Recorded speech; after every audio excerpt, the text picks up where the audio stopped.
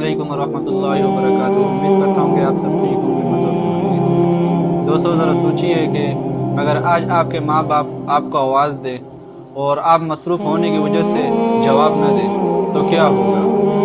और अगर कल वो हमेशा के लिए खामोश हो जाए, वो आवाज़ जो आपको दी जाती थी और आप जवाब नहीं देते, तो फिर क्या होगा।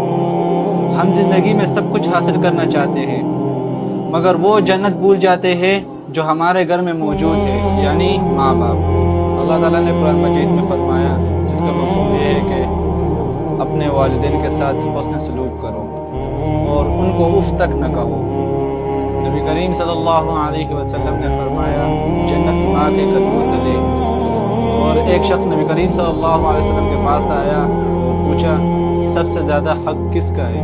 तो आप सल्लल्लाहु अलैहि वसल्लम ने फरमाया, तुम्हारी माँ का। 3 मरतबा ये फरमाया, फिर आखिर में फरमाया कि तुम्हारे बाप का। आज हम क्या कर रहे हैं, माँ बात करे तो हम मोबाइल में लगे होते, बाप कुछ कहे तो हमें गुस्सा आता है।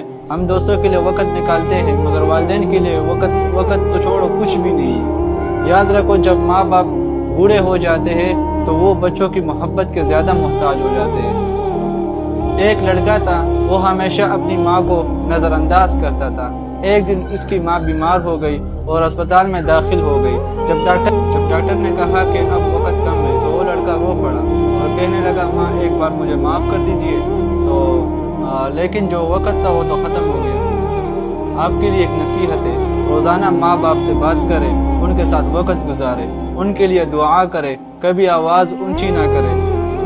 छोटे छोटे काम जैसे पानी देना, बात सुनना, यही जन्नत का रास्ता है। दोस्तों, अगर आपके माँ बाप जिंदा है तो आप दुनिया के सबसे अमीर इंसान हो, और अगर वो नहीं है तो उनके लिए दुआ करें। दुआ, या अल्लाह हमें अपने वालिदैन की खिदमत करने वाला बना दे, उनको सेहत और लंबी उम्र अता फरमा दे, और हमें उनकी नाफरमानी से बचा ले।